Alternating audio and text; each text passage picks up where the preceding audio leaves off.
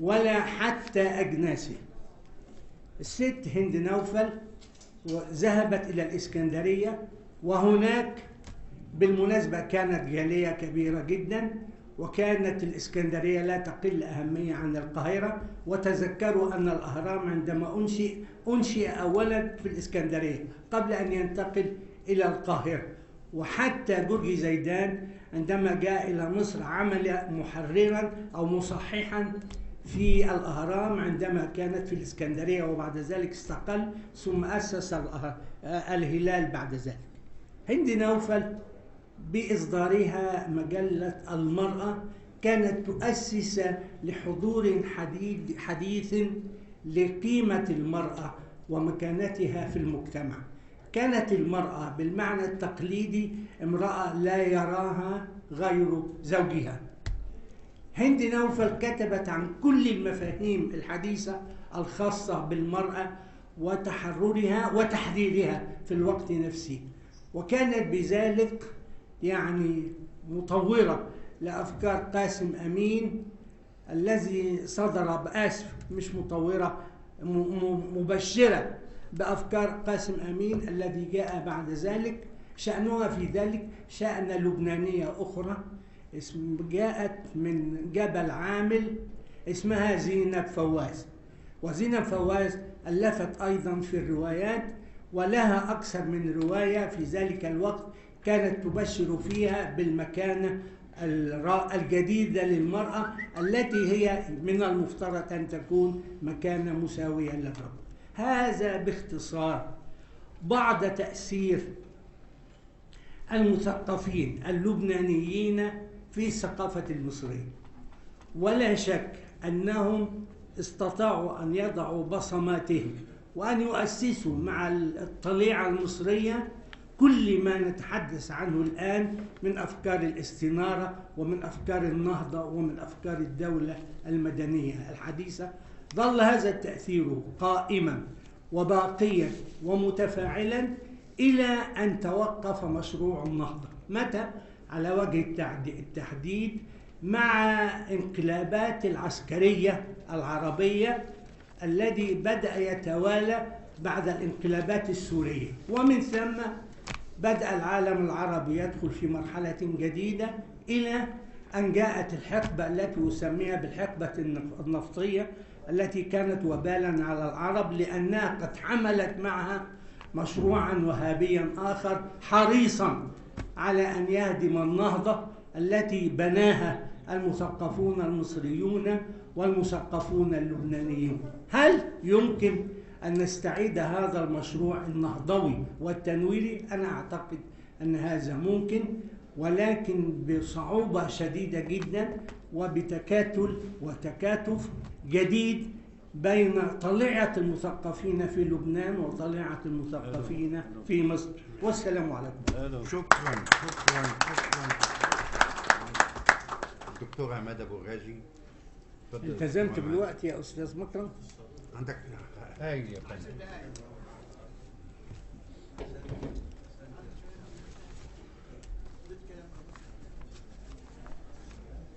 شو بدك يا رضوان؟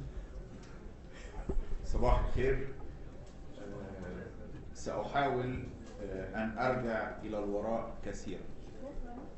معظم الكلمات التي تحدثت عن العلاقات المصرية اللبنانية وعمق هذه العلاقات ركزت على القرن التاسع عشر والقرن العشرين.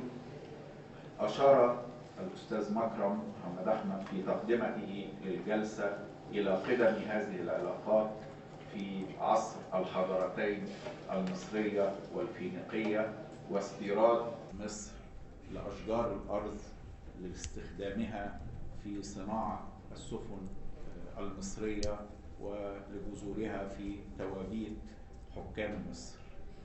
في الحقيقة أن العلاقة تعود في الوجدان الشعبي المصري لما هو أقدم من مجرد استيراد أشجار الأرض. فالأسطورة المؤسسة للحضارة المصرية القديمة الأسطورة الأوزيرية تحتل فيها لبنان وبيبلس على وجه التحديد مكانة خاصة في أحد نسخ هذه الأسطورة. هذه الأسطورة التي شكلت الوجدان المصري لآلاف السنين، وأظن أن أصول هذه الأسطورة ما زالت متجسدة في بعض ممارساتنا في الدين الشعبي المصري، سواء في المسيحية أو الإسلام، وفي كثير من حكاياتنا الشعبية المحدثة ورواياتنا مثل حسن ونعيمة. فلبنان تحتل في هذه الأسطورة مكانة خاصة. الأسطورة هي أحد أساطير صراع الإخوة التوائم. يقتل الأخ الشرير من وجهة نظر الأسطورة ست أخيه الخير أوزير، ويلقي بجسده في تابوت في نهر النيل.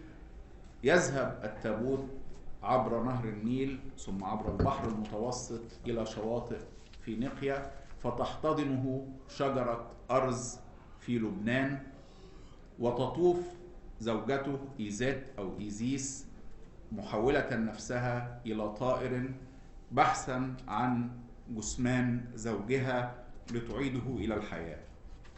تلحق به في بيبلس، تعمل خادمة ومربية لأبناء الملك، يكتشف قدرتها السحرية فيطلب منها أن تروي له حكايتها، فيمنحها شجرة الأرز التي احتضنت تابوت أوزير لتعود بها إلى مصر وتعيده إلى الحياة وتنجب منه حور المنتقم.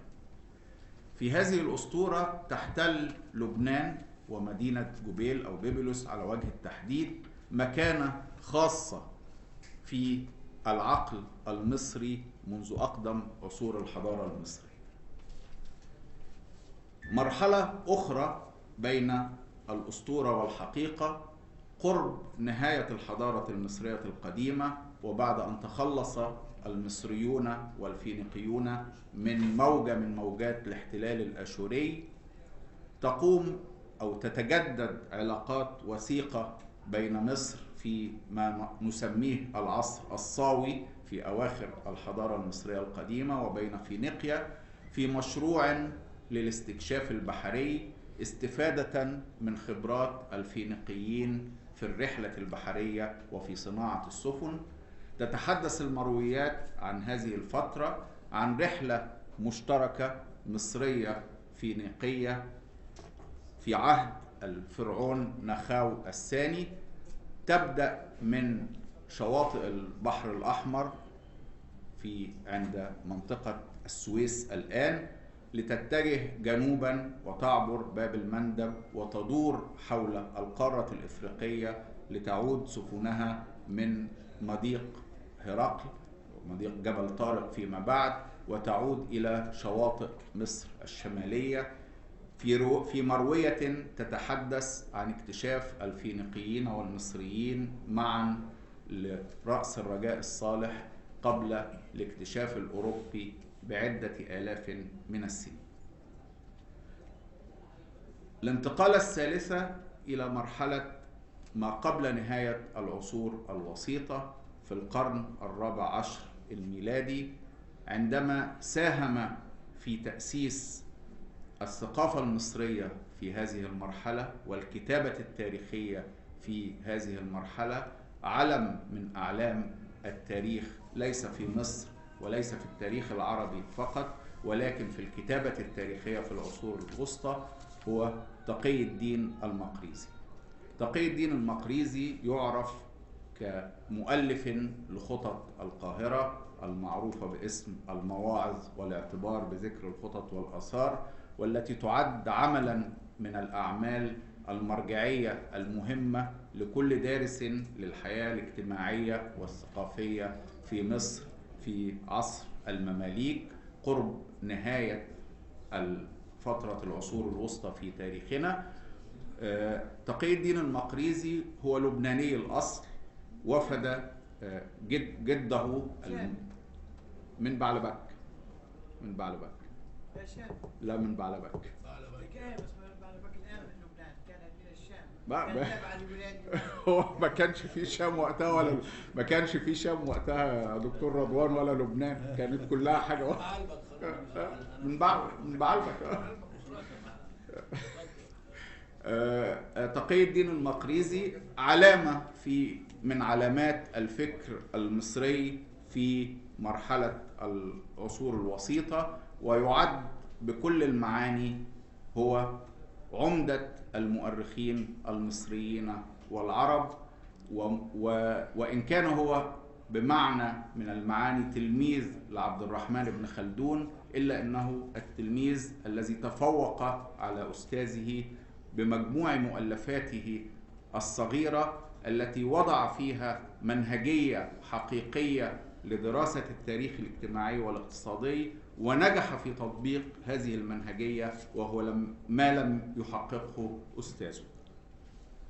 أختم بمطلع القرن العشرين بشاعر القطرين، مطران الذي عاش في مصر وأبدع فيها، وعاصر فترة من فترات حصار الحريات، وكتب في ذلك قصيدة أختم بيها: شردوا أخيارها بحرا وبرا، واقتلوا أحرارها حرا فحرا، إنما الصالح يبقى صالحا آخر الدهر، ويبقى الشر شرا.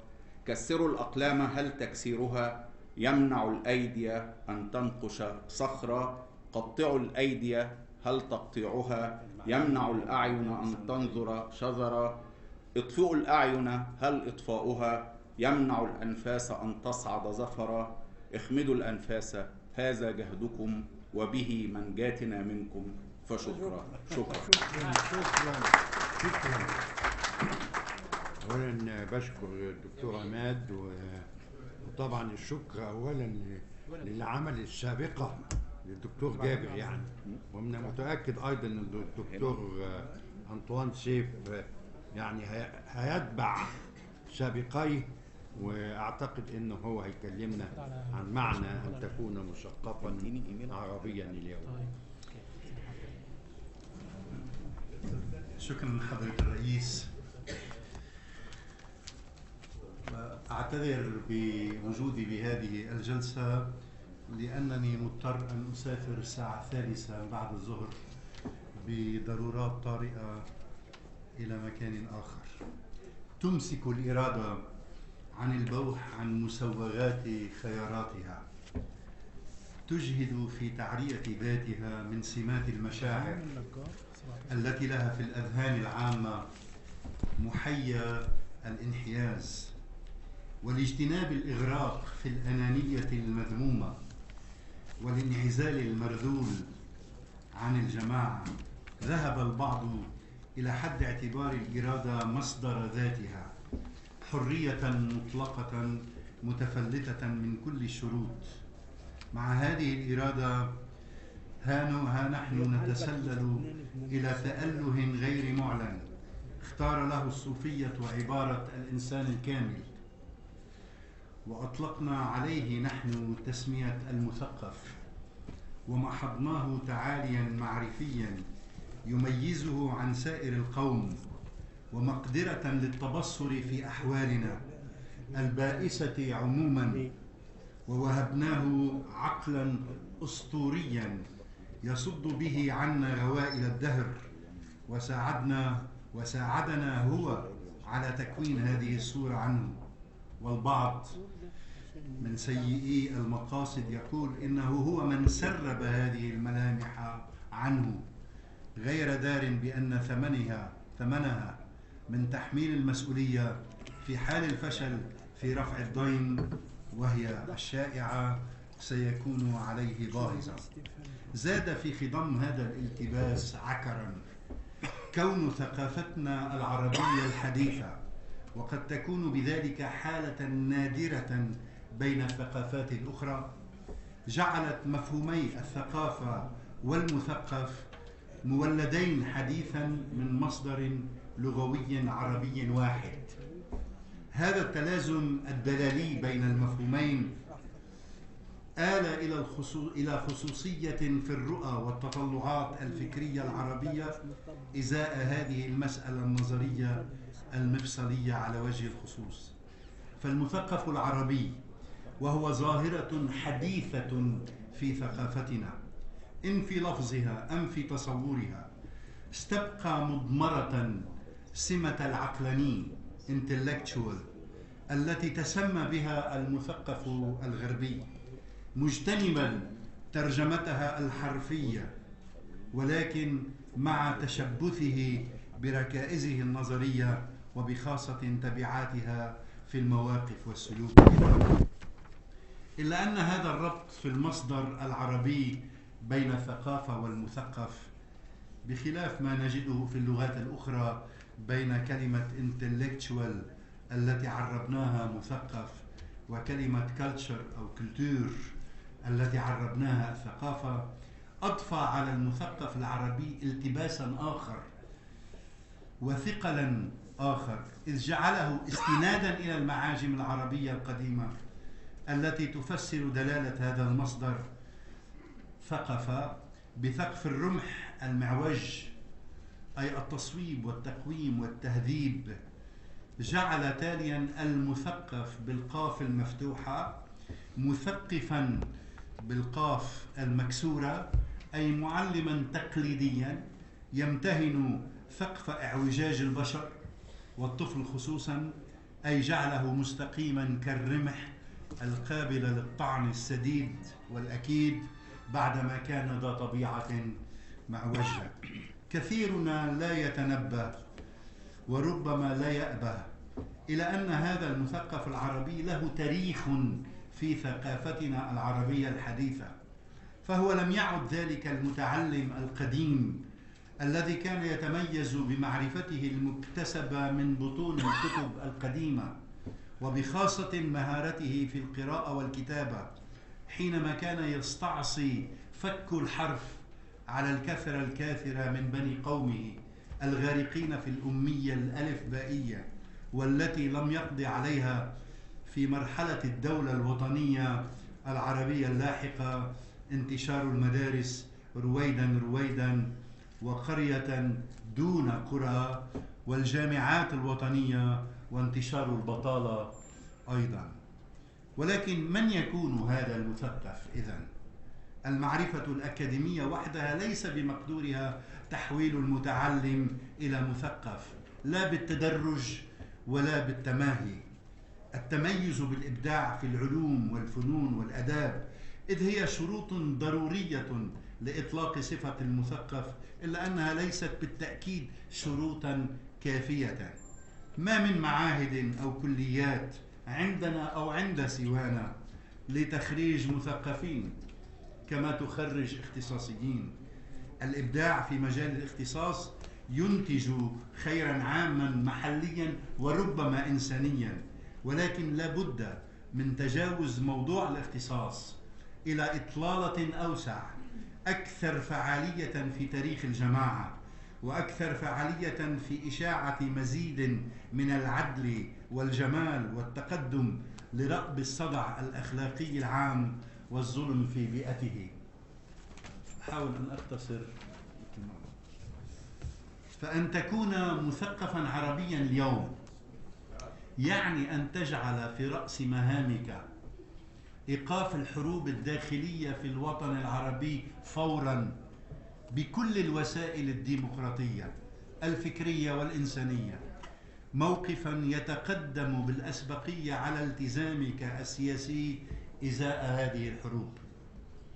أن تكون مثقفا عربيا اليوم يعني أن تبقي قضية فلسطين أولية استراتيجية، إذ لا مستقبل للعالم العربي من غير رفع الظلم التاريخي عن الفلسطينيين في وطنهم وعن حقهم في دولتهم المستقلة على أرضهم، حتى ولو احتجت تلك الوزيرة الإسرائيلية على أداء أغنية من كلمات محمود درويش في حفلة عامة كما قرأتم في صحف الأسبوع الفائت.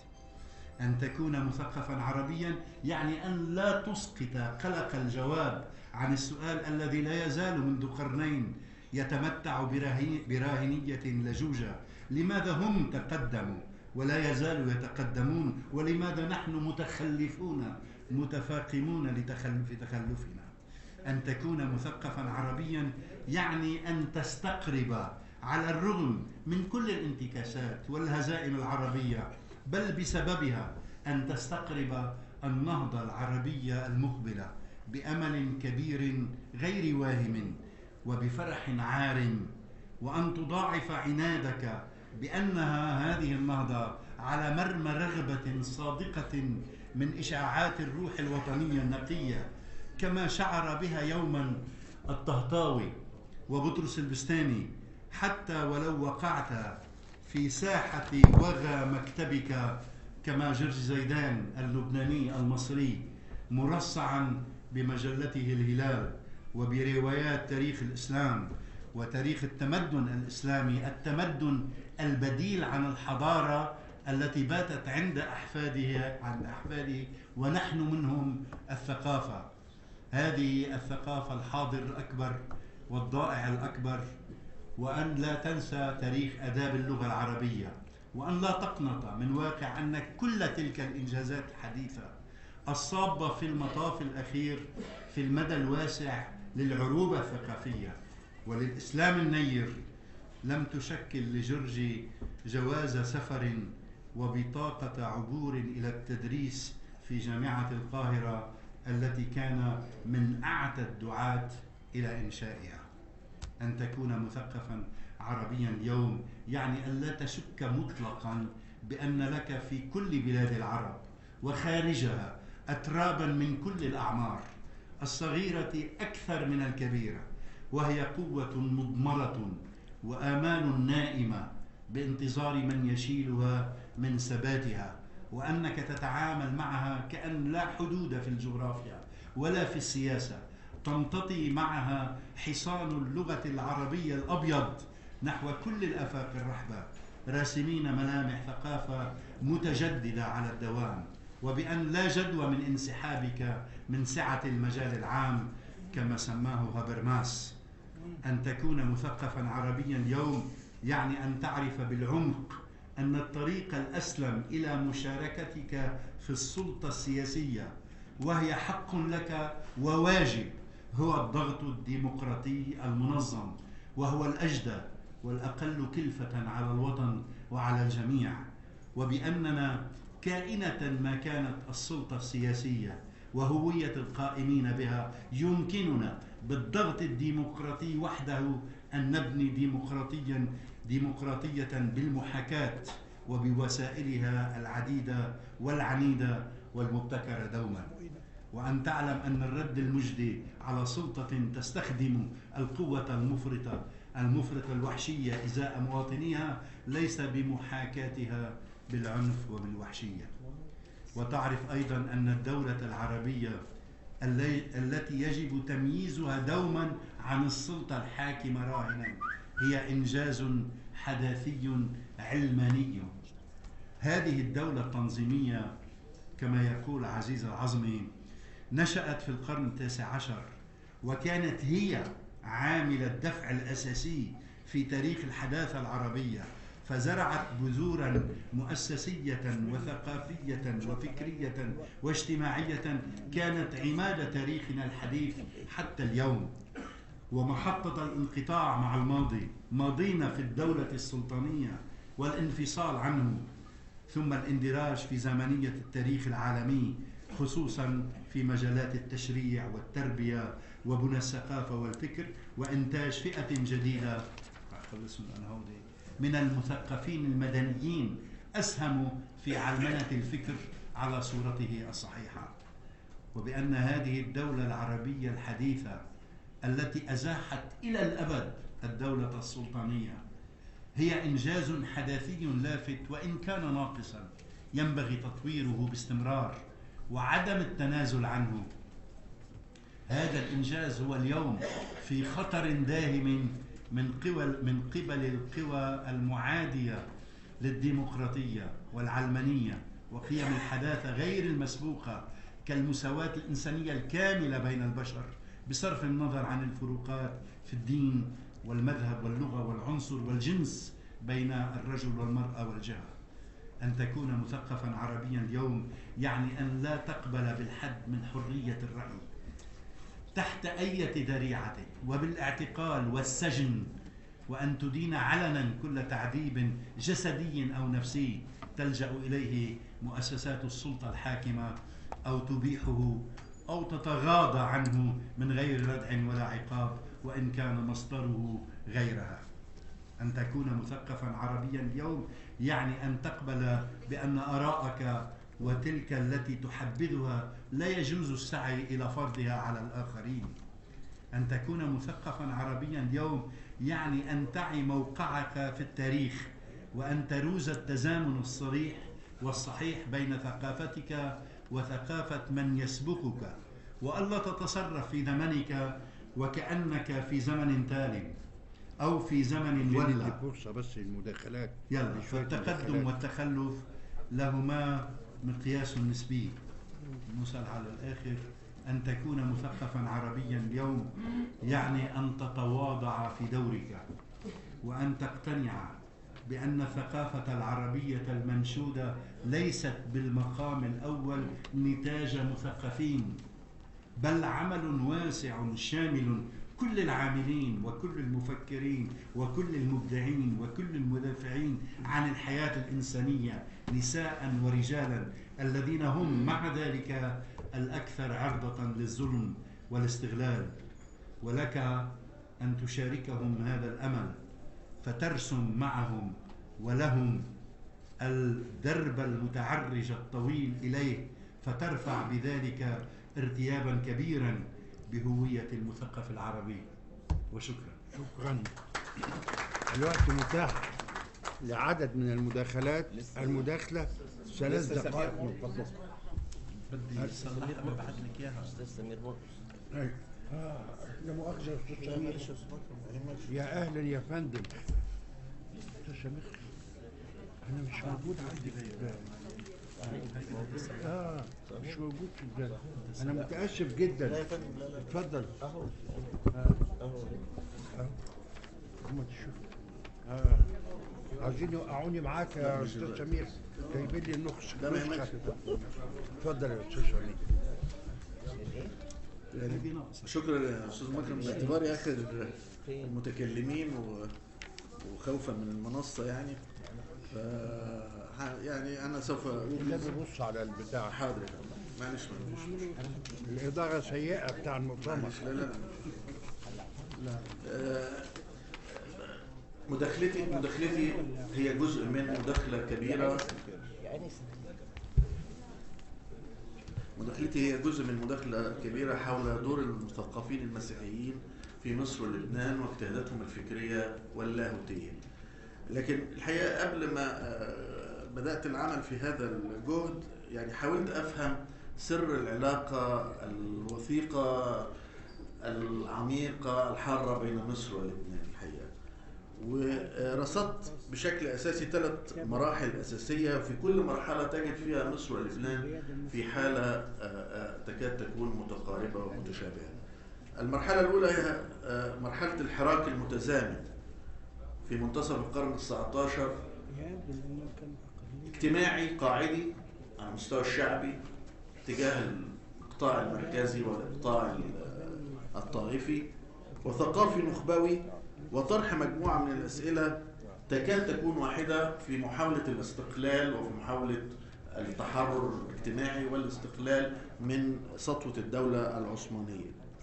وأنا أظن حدث هذا في مصر ولبنان في توقيت واحد، وتأتي تساؤلات الطهطاوي وتساؤلات بطرس البستاني في هذا السياق.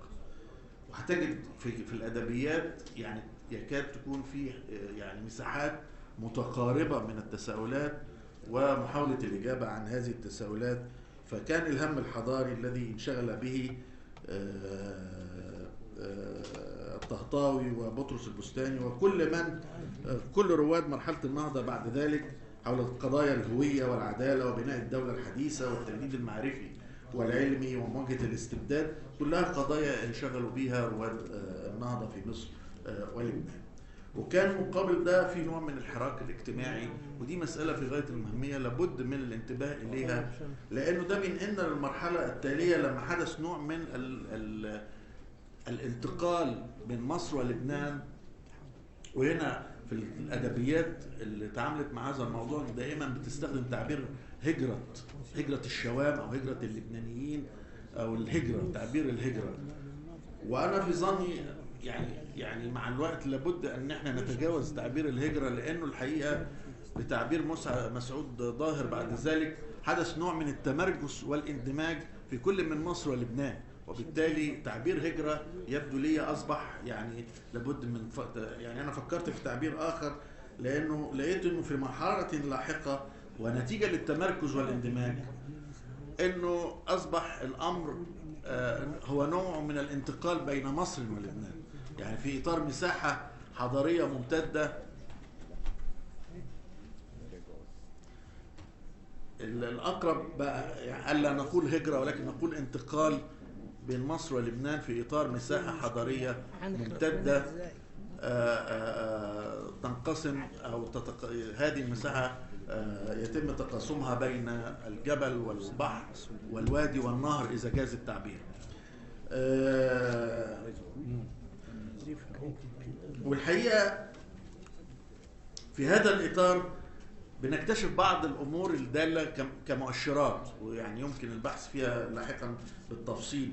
فكرة الذاكرة المشتركة، ودي باينة جدا في الذاكرة المشتركة. لما تروح لبنان مثلا ومن يرافقك في لبنان يدلك على مثلا حديقة الصنايع باعتبارها حديقة فاتن حمامة مثلا، لأنه تم تصوير فيها فيلم تاريخي ما، وبالتالي وهو يعني في لبنان يعني بيعتبر ده جزء من ذاكرته التاريخية وإلى آخره. وأنا أظن جزء كبير من المصريين ممكن يكون ما يعرفش إن صباح لغاية وقت قريب إنها يعني صباح التاريخية يعني أو كل الفنانين التاريخيين مريم منيب أو غيرها أو غيرهم إنه من أصل لبناني، لكن كل تعاملهم مع هؤلاء الفنانين باعتبارهم من الذين أبدعوا في الإطار المصري، وإنه ذاكرته هي ذاكرة فلان أو فلانة في بمعنى ما هي ذاكرة وطنية مصرية إلى آخره. وبالتالي فكرة الذاكرة المشتركة أنا أعتقد مسألة في غاية الأهمية علينا أن ننتبه إليها. أيضا فكرة في هذا الإطار فكرة روح الشعوب. يعني أنا بشوف من وقت ما ابتديت أسافر بيروت من 95 هي فكرة إنه فكرة الاستيعاب الشعبي أو التداخل الشعبي والتكامل الشعبي، بالرغم من عدم وجود أي وثائق رسمية بتعكس أي نوع من أنواع التكامل بشكل رسمي أو وثائقي أو حكومي أو غيره. وبالتالي دي مسألة تعمل نوع من التقاطعات التي علينا أن نفهمها وأن نبحثها، وأنا بظن دي مسألة في غاية الأهمية. إذا انتقلت بشكل سريع جدا وموجز في عن الدور الذي لعبه المثقفون المسيحيون بالذات في الاجتهاد في اجتهاداتهم الفكرية واللاهوتية، لأنه بنكتشف أنه في مجموعة كوكبة من هؤلاء في 50 سنة اللي فاتت استطاعت أن تجتهد في الإجابة على أسئلة الواقع المسيحي من جهة وأسئلة الواقع المسيحي الإسلامي من جهة أخرى، وتكتشف أن في أدبيات وتراث مهم جدا. أنا أظن من الأهمية بمكان أنه يبقى موجود بين أيدينا بشكل مستمر حول مواجهة الظلم الاجتماعي، تفعيل العمل الاجتماعي، العمل على تطور المجتمع بتبني القيم الإيجابية، مبدأ الخير العام، القيم الحاكمة لتنظيم المجتمع، قيمة العمل، قيمة الإنفاق والاستهلاك، في ضرورة المشاركة الإيجابية، قضية المواطنة المسيحية وتناقضها مع الفقر، العلاقة مع الآخر، قضايا الحرية الدينية والعنف والعيش المشترك والعلاقات الاجتماعية، كلها من الموضوعات ومن القضايا التي انشغل بها الفكر المسيحي الثقافي اللاهوتي في العقود الأخيرة، وبتمثل تراث مهم جدا في ظني من الأهمية أن يكون بين أيدينا وبين في هذه اللحظة اللي بنشهد فيها نوع من أنواع الغياب أو التغييب القسري للمسيحيين في كثير من مناطق نتيجة خطاب ديني طبعا لم نألفه ولا نعرفه. نعم، يعني نخليه وهابي على طول بقى ونخلص. طيب. شكرا.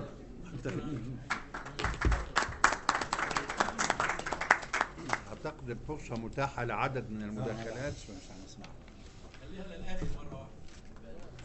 آخر خلص. أعتقد الفرصة متاحة لعدد من المداخلات، كل مداخلة